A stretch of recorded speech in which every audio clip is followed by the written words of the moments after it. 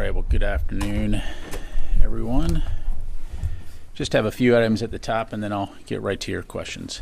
First, on a topic that I know all of you are following closely, the Department of Defense continues to closely monitor the situation in the Middle East. As you've heard Secretary Austin say, the U.S. remains intensely focused on de-escalating tensions in the region, while also remaining focused on securing a ceasefire as part of a hostage deal to bring all of the hostages home and to end the war in Gaza. Now, during a phone call on Sunday to Israeli Defense Minister Yoav Gallant, the Secretary reiterated the United States' commitment to take every possible step to defend Israel and noted the strengthening of U.S. military force posture and capabilities throughout the Middle East in light of escalating regional tensions. Reinforcing this commitment, Secretary Austin ordered the USS Abraham Lincoln Carrier Strike Group, equipped with F-35C fighters, to accelerate its transit to the Central Command area of responsibility, adding to the capabilities already provided by the USS Theodore Roosevelt Carrier Strike Group. Additionally, the Secretary ordered the USS Georgia guided missile submarine to the Central Command region. These U.S. military force posture adjustments are designed to improve U.S. force protection, to increase our support for the defense of Israel, and to ensure the United States is prepared to respond to a wide variety of contingencies. During their call, Secretary Austin and Minister Gallant also discussed Israel's operations in Gaza and the importance of mitigating civilian harm, progress towards securing a ceasefire and the release of hostages held in Gaza, and our efforts to deter aggression by Iran, Lebanese Hezbollah, and other Iran-aligned groups across the region.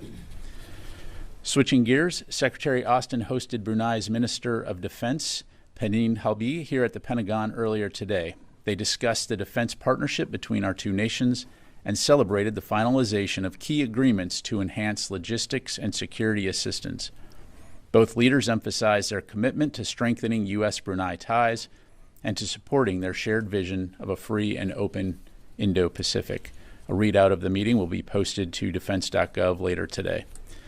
And finally, the department announced yesterday the launch of the DoD Housing Feedback System, an initiative designed to enhance transparency and accountability in DoD privatized military housing.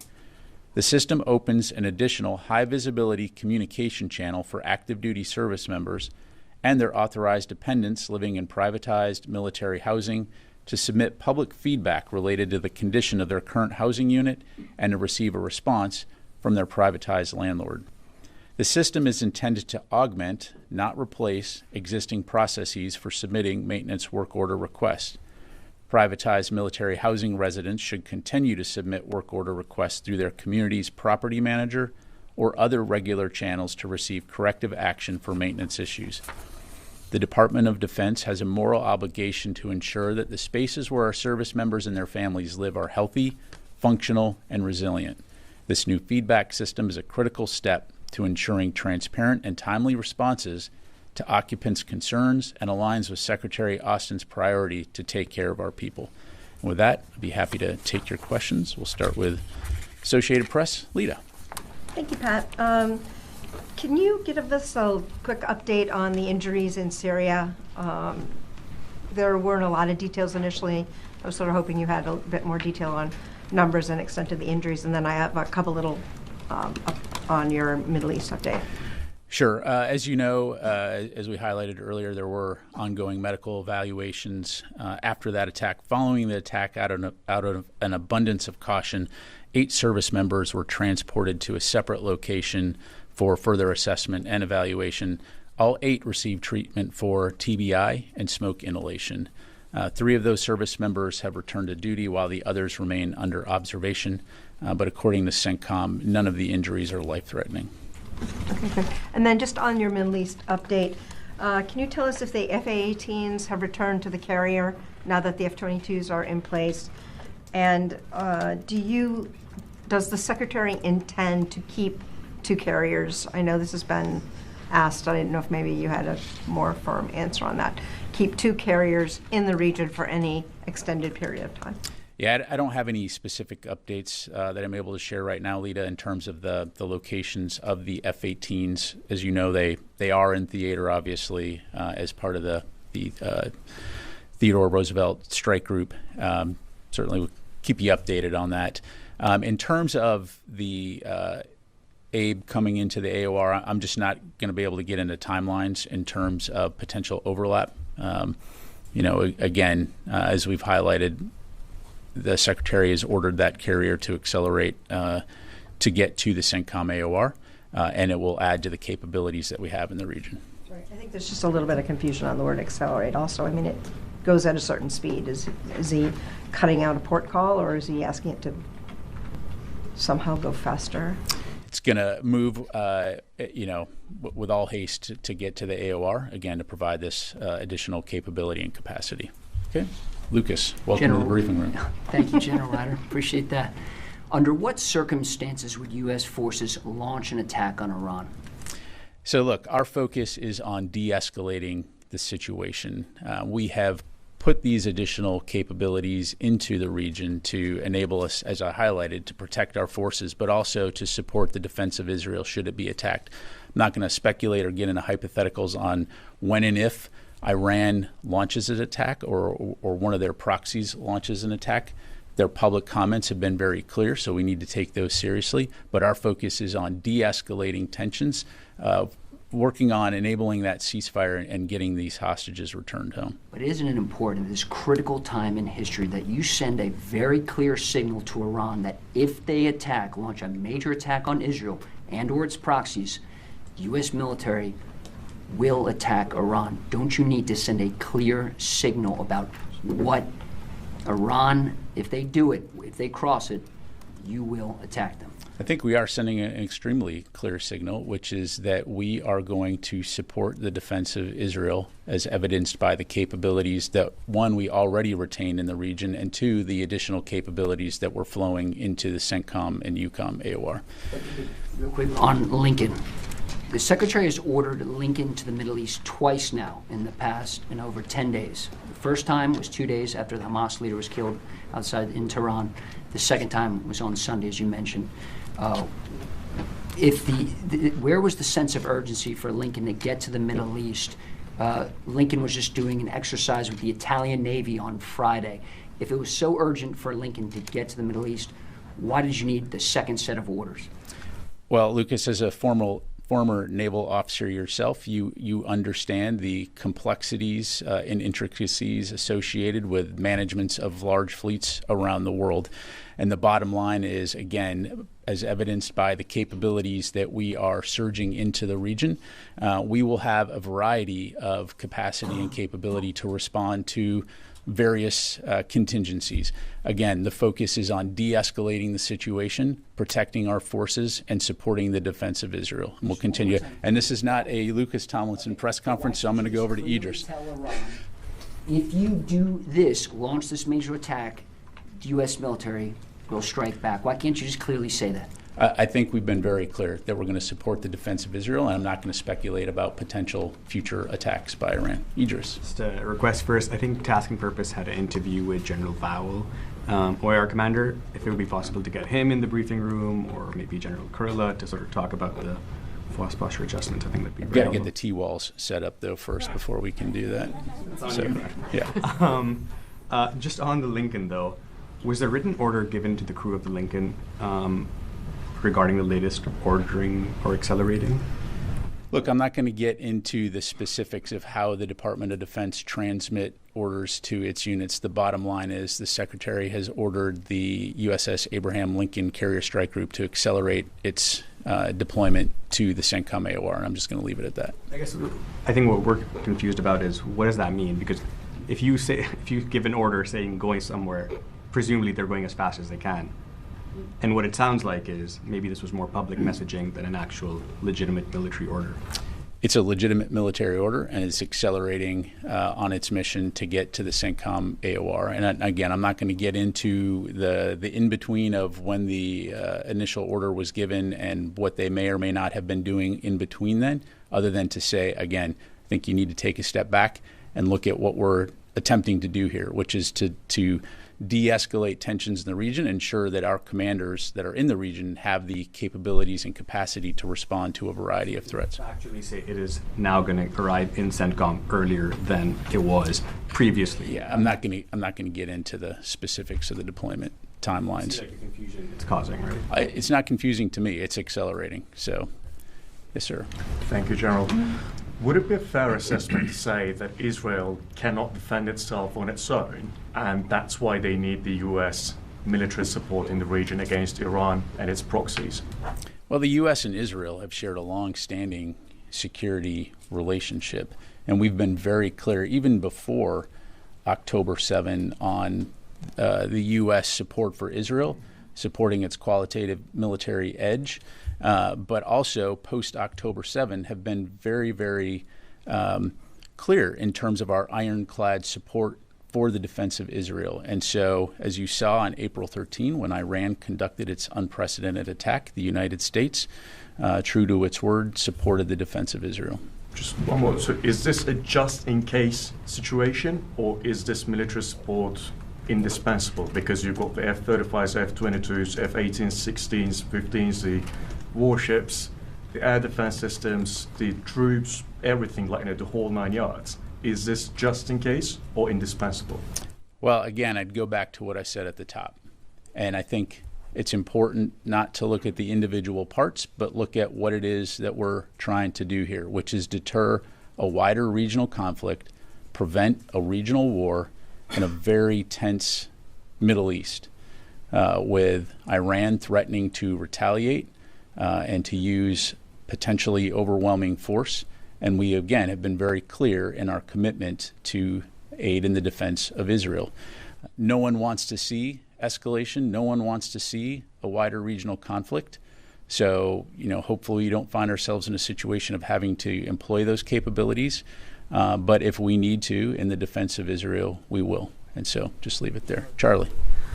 Yes, whatever term we want to use in terms of accelerating, it's still going to take a while, 7 to 10 days. I know you want to talk about timelines, but perhaps more urgently, and something that's already in the neighborhood, is the submarine. The fact that it was announced, what does it bring to this fight? It's a nuclear-powered guided missile submarine. Provides, again, additional capabilities to the commanders, the U.S. commanders in the region, in terms of not only supporting the defense of Israel, but also protecting our forces. And again, the message here is deterring potential aggression. It's not unprecedented that we will highlight the movement of submarines. But again, it's important to look at this in the context of the broader U.S. military force posture in the region, which is to help protect our forces, support the defense of Israel, and again, deter aggression and aim to de-escalate the situation. Capable of carrying as many as 175 Tomahawk cruise missiles? Look, the United States military is the most powerful in the world. We have these capabilities. And again, I'm not going to belabor the point, but the goal here is to de-escalate the situation and ensure that we can support the defense of Israel should we need to do that. Janie. Thank you, General. 2 questions. On the establishment of the strategic command, does the Pentagon support the completion of the establishment of the South Korean military strategic command? And I have another. And can we expect the establishment of the U.S. ROK, integrated strategic command? Well, certainly that's a decision for the Republic of Korea to make, to determine whether or not they stand up a strategic command. As it relates to that new organization, as I understand it, it will primarily interact with U.S. Forces Korea, which is how the U.S. military interacts with the Republic of Korea. But as you know, we are close allies, and we will continue to work together very closely when it comes to the defense of the peninsula and broader regional security and stability throughout the Indo-Pacific. One more. North Korea attended Russia's advanced weapons exhibition, and Iran and China also are participating in this exhibition. What are your concerns about the expansion of arms cooperation between North Korea and Russia and the cooperation between Iran and China with Russia? Well, look, I'm not going to comment on the weapons expo per se, but we, again, closely monitor these relationships and do have concerns, particularly as it relates to Russia, as it seeks to procure arms and munitions from these countries to support its war against Ukraine. So it's something that we're going to continue to keep a close eye on. Yes, sir. Yeah. Thank you, General. 2 questions on Syria. There were reports about a drone attack on the Iranian-backed groups in Syria, which a war monitor reported that 5 members of this pro-Iranian militia killed in Deir al-Zur this Sunday. Were the U.S. engaged in this? I don't have anything on that. On the same issue, I'm sure you're following the conflicts between Syrian Democratic Forces and the Iranian-backed groups in Syria.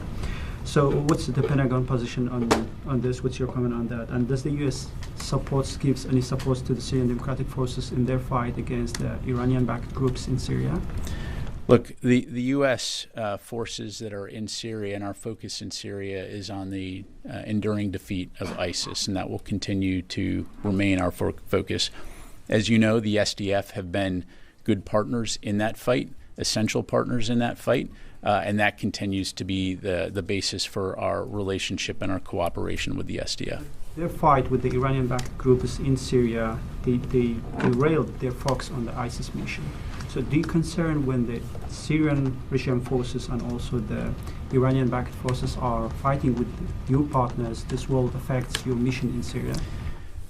Well, look, I mean, Syria, given the fact that much of it is essentially considered ungoverned space, for many years now, which is what has enabled groups like ISIS to foment, continues to be a challenge. But the U.S. presence in Syria and our focus in Syria is on the enduring defeat of ISIS, and so that will continue to remain our focus. Let me go back to Joe. Thank you, General Ryder. When you say we're moving assets to the region to defend Israel, could you explain to us that using the term defend Israel, does it mean like the mission or the U.S. role in the region would be intercepting the incoming missiles or maybe taking offensive actions? Could you emphasize on that? Yeah, look, it hasn't changed since Hamas's attack on October 7th in terms of the role that the United States has played in supporting the defense of Israel. The United States is not looking to engage in offensive operations and again, potentially spark a wider regional conflict. Our focus is on de-escalating tensions, and that's been a focus ever since Hamas brutally killed 1,200 Israeli citizens and took over 250 hostages. And so we will continue to stay very focused on that. But as what you saw on April 13th, when Iran conducted its missile and drone attack against Israel, demonstrated the types of activities that Iran is considering. And we've been very clear that our support for the defense of Israel will be ironclad. And so we need to be prepared to respond to a variety of contingencies, which requires a variety of capabilities. And because the United States military possesses those types of capabilities, and more importantly, our service members are the best in the world, we will continue to stay focused on not only, again, protecting our forces, but supporting our commitment to help in the defense of Israel. Well, does the Pentagon believe that the deterrence is working in the region? So far, Joe, what I would tell you is that it's our assessment that the conflict between Israel and Hamas has been contained to Gaza. Certainly, that's not to say that there are not incredible tensions in the region. And that the situation right now in the Middle East is very serious, which is why we're taking it so seriously, which is why Secretary Austin has ordered additional capabilities into the region. Thank you. Joe. Thanks. Yesterday, the White House said that an Iranian attack or retaliation could come within days or this week. And then, so one, do you share this assessment? But then two, when asked if Iran or some of its proxies, including Hezbollah in Lebanon, have moved any of their assets or put certain rockets, missiles, drones into position, or if they've moved those into position to attack, we refer it to the Pentagon. So have you guys seen any movement? Yeah, on your second question, I'm just not going to get into intelligence on what we may be seeing. On your first question, is an attack possible this week? That's certainly possible. The bottom line is, I'm not going to speculate or try to guess when they might attack, other than to say we need to take it seriously, and we are doing that. And so we will be prepared and are prepared. Second, on the attacks on U.S. troops, we've seen several in the last few weeks, but in 2 separate attacks, troops have been injured or wounded. We have not seen a U.S. response. Is part of the reasoning for that because of the tense situation in the Middle East that you've mentioned during this briefing, or has the U.S. decided not to respond to these? Yeah, look, I'll repeat what Secretary Austin said during his press briefing last week, which is that we won't tolerate attacks against our forces, and we'll take all necessary steps to protect our forces. But in terms of a response, as always, we will respond in a time and manner of our choosing, and I'll just leave it at that. Is the situation, current situation, is that being taken into account by the department? Look, I'm not going to have anything to provide beyond what I just said. Carla. Thanks, Pat. Is USS Georgia in CENTCOM now? It is not. Okay, and then on the attacks in Syria on Rubalan landing zone, who is responsible for those attacks? So we assess that it was conducted by Iranian-backed militia, but we're still digging into the specifics of that. So thank you. Let me go to the phone here real quick. Chris Gordon, Air and Space. Thanks, Pat. The Abraham Lincoln is headed to CENTCOM from the Pacific. The Theodore Roosevelt was previously in the Indo-Pacific. The flare-up in the Middle East has now gone on in some form for most of a year. Is the DoD appropriately postured for tensions in the Pacific and the Middle East over the long term? Thank you. Yeah, thanks, Chris. The bottom line is yes. The thing about the U.S. military, as you're seeing this week, is that we have the ability to surge forces and capabilities to where we need them when we need them. The Indo-Pacific Command continues to be our priority theater, and that is indicative of the number of forces that we have that are located within the region.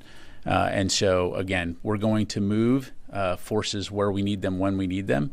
But I can tell you and be rest assured that the Indo-Pacific has a significant number of U.S. forces to support our commitments toward that end. Thank you. Let me go to Heather, USNI. A similar question, but focus on the Middle East. With the fact that the TR is going to take at least probably around 2 weeks to get to the Middle East, does the United States feel confident with the amount of resources that they have in the Middle East if Iran were to attack before TR gets there? Do you mean the Abraham? Sorry. Yes, Abraham. Yeah, I mean, again, we already maintain a significant amount of capabilities within the U.S. Central Command and European Command regions. And so these additive capabilities will just make that more robust. Okay, let me come back to the room. Oren. Why isn't the USS Georgia in CENTCOM yet? It was in the Med, so it's certainly within range to have gotten to CENTCOM already. I'm not going to get into the specifics of its location and timelines. Again, it has been ordered to the Central Command area of responsibility. Sir. Thank you so much, General. I have a question on Afghanistan. In 2 days from now, it's going to be the 3rd anniversary of a U.S. complete withdrawal from Afghanistan and the fall of a previous government. General, what is the assessment of Pentagon after 3 years over Afghanistan? Is the ISIS-K and also the Taliban or some faction of the Taliban like Haqqanis are a threat to the national security of the United States or not? So just to make sure I clarify, you're asking about the terrorist threat emanating from Afghanistan? Well, it's definitely something that we continue to keep a close eye on. You have various terrorist groups which operate in and around Afghanistan, to include ISIS-K.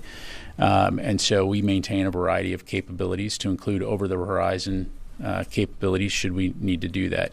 But I think most importantly is we'll continue to work with our partners in the region when it comes to addressing terrorism through our mutual counterterrorism efforts. On Iran question.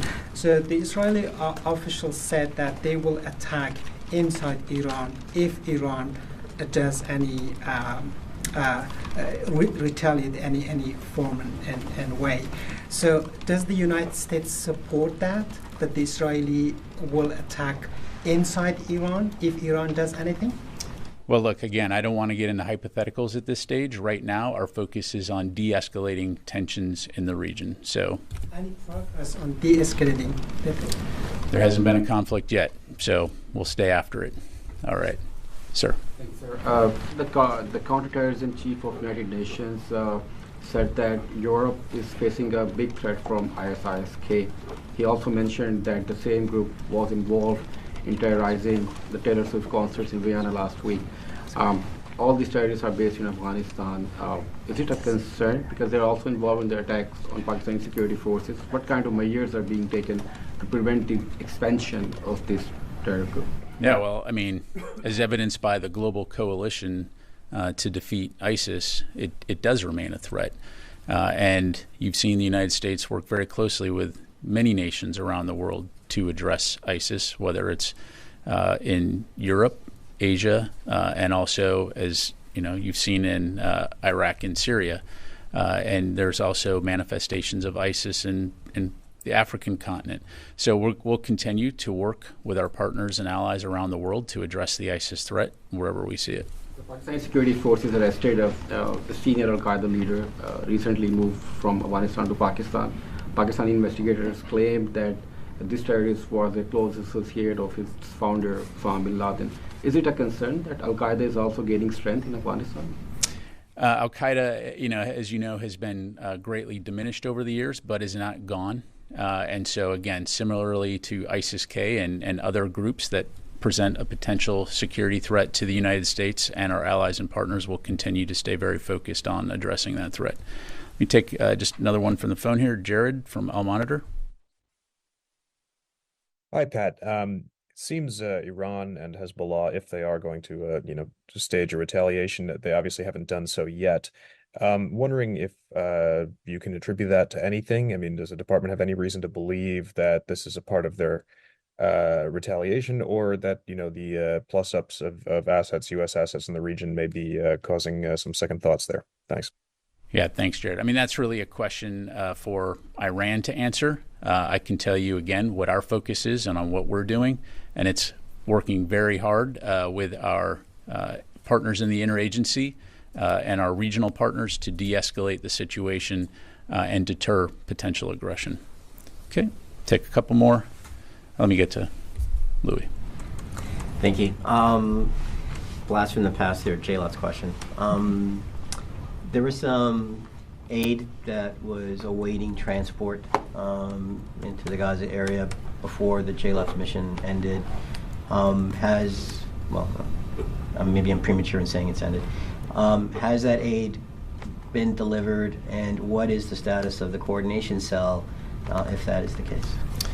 So what I'm tracking, Louis, right now is that the motor vessel Cape Trinity has approximately 6 million pounds of aid on it, currently in Cyprus awaiting movement to Ashdod. So that, as we've said before, that that vessel or some of those vessels would participate in helping to deliver some of the final aid from Cyprus into Israel en route to Gaza. So does that mean that there is more aid still in Cyprus, No. or is this it? No, This is the last. my understanding is that it. Now, of course, I would commend you to talk to USAID about the broader humanitarian aid deliveries, but as I understand it, that's the remainder of the aid. And then what happens now with the U.S. coordination cell under General Frank that was there? Does it still remain active? Will it continue to enable a different kind of maritime corridor? Yeah, so my understanding is that CENTCOM will continue to support in an advisory capacity some of the best practices that were developed during the JLOTS operation, to include the Convoy Management Board as a way to help ensure that things are being moved. But certainly from a DoD U.S. military standpoint, I mean, the vast majority of that has now relocated or is in the process of relocating to the States because, of course, JLOTS has stood down. Okay, thanks. Let me try to get to a couple other folks here that I haven't got to. Jim. General, just a quick question on Ukraine. Can you give a laydown on what the U.S. thinking is on the offensive that the Ukrainians have launched? And do you think is that meant to be a permanent sort of operation, or is that a raid? Yeah, Jim. So on that, I mean, that's really something for the Ukrainians to talk to. I'd refer you to them to talk about their operations. We are in contact with our Ukrainian counterparts to get additional details in terms of their objectives as it relates to their operation. But I don't have anything beyond that.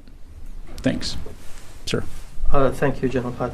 So on an Al-Assad airbase in Iraq, as you know, the base has been targeted multiple times by Iranian proxies since last year and resulted in damages and harm to U.S. personnel. So does the base have sophisticated air system and capabilities to intercept the missiles and drones? So as I'm sure you can appreciate, I won't go into the specifics of exactly what we have in terms of air defense or facility defense capabilities, other than to say that that's something we take incredibly seriously and are constantly assessing those capabilities and ensuring that we're doing everything we can to protect our forces.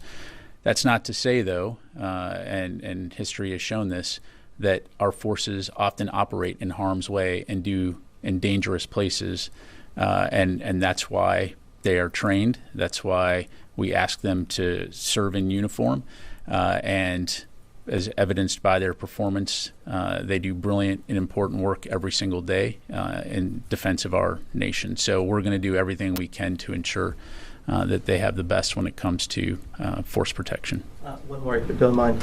Have your diplomatic efforts to persuade or stop Iran from launching strikes had any result? I mean, did you receive any message from Iran directly or indirectly? Yeah, I don't have anything to provide on that.